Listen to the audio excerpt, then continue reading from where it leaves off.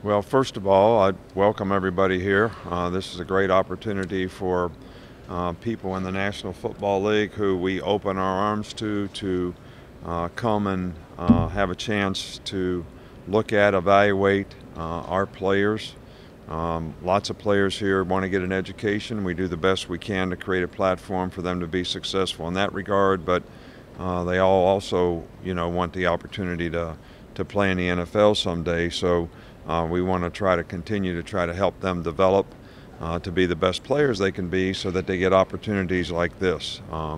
I think the better our players do when they get opportunities in the NFL, the more it benefits our program, long term.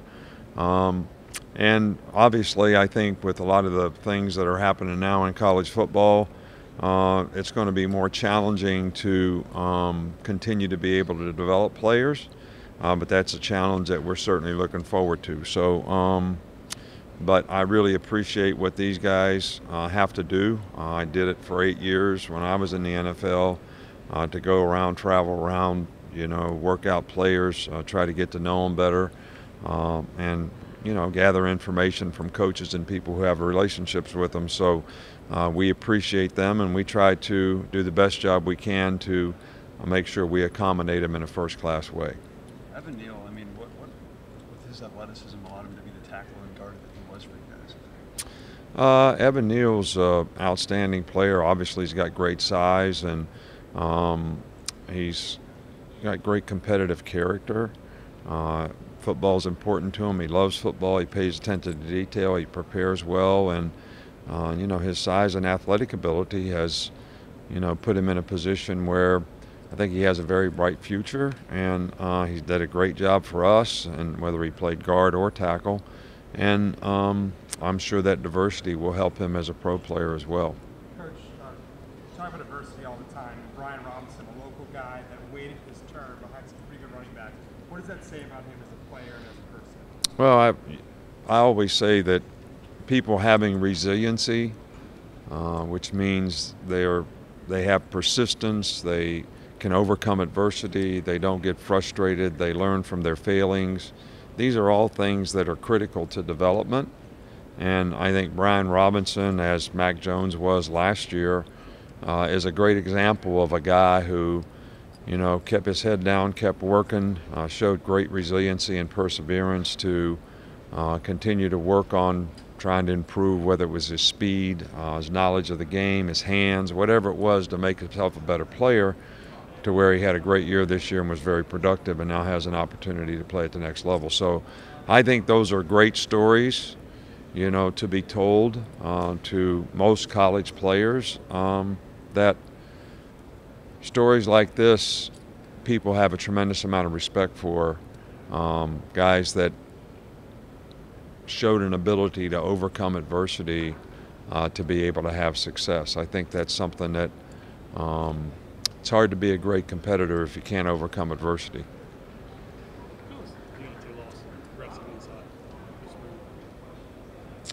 Well, we've moved guys around, quite a bit, but he's doing fine. I mean, I see maturity in him. I see better knowledge and confidence in what he's supposed to do and how he's supposed to do it. And I've been pleased with the way he's practiced and developed, and the toughness and instincts that he's showing. So we're encouraged. With so many motivations, how important is this scrimmage or scrimmages this spring? Are they more important now now that you're trying to break in more and more players in offseason? Well, I think spring practice is always important because you're always trying to develop the young players on your team. Our circumstance here doesn't seem to ever change. We'd have had 9 starters back on offense and 9 starters back on defense. Last year was kind of a young, developing team. And you have 6 guys go out for the draft, so now you got 5 starters back and 7 on defense. So you're still trying to develop players, young players who need to be able to step up and maybe play a little earlier than maybe you anticipated they would because of those circumstances. So I think that's always the case, and I think that's always something that's really, really important to us, especially in the spring, especially with young players. And think it's even more important that they can self-assess so that they understand what do they need to do after spring, over the summer, and in fall camp to even take the next step in their development so that they have a better chance to be successful in the fall. How was the transition gone from Matt Ray to Paul Constantine? What did it mean to keep Jaylen Moody on staff? It's been really smooth. You know, we have Dr. Ray did a great job for us, but you know, the people we have in place know the system. They've worked it for several years, you know, Dave Ballou is the guy that implements the whole thing, so that hadn't changed. So I don't think anybody would really notice a difference. I don't think we skip a beat because the people we have are good people, and we like to develop from within, and we've developed those people have developed very nicely for us. Another Evan Neal question. Obviously, he's regarded top 5, maybe top 3, number 1, or whatever. So what does he have to sell? Because he's got so much tape, he's got the measurables and all that. So what is the key to the process for him now? Is it face-to-face meetings? In your mind? Well, I don't know. I mean, it really kind of depends on more what people are looking for and what they need. You know, I think that Evan Neal's going to do a great job in any interview. He's a bright guy. He's articulate. He's got a great understanding of football. So he's going to continue to impress people, whether it's physically or, you know, mentally, and as they try to evaluate, you know, his skill set.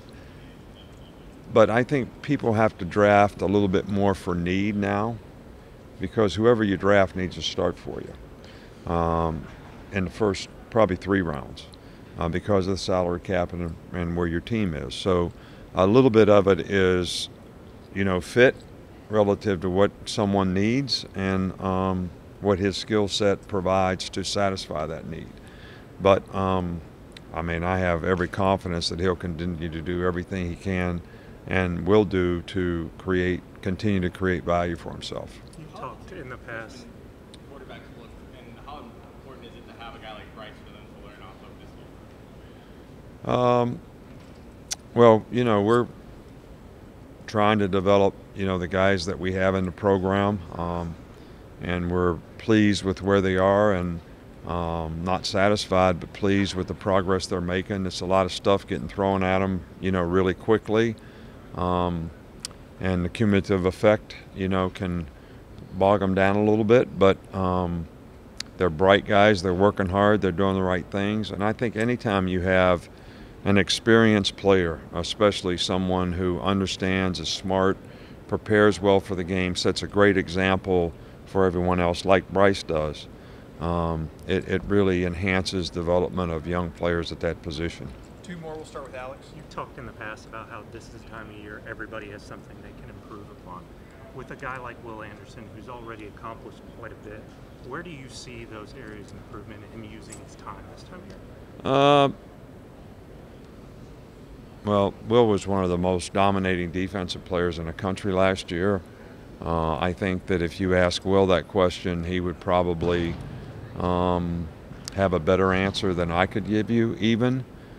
Because we have a tremendous amount of respect for how he played last year, what his production was, what his performance was on a consistent basis.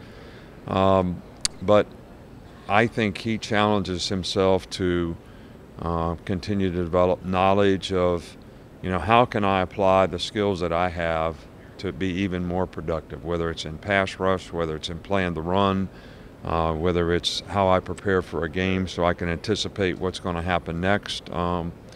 Because I know as a competitor he's never satisfied, and I think that's probably why he is what he is and why he'll continue to improve. Anything else, guys? Coach, just how does Jaylen Moody back? What does he bring to that locker room?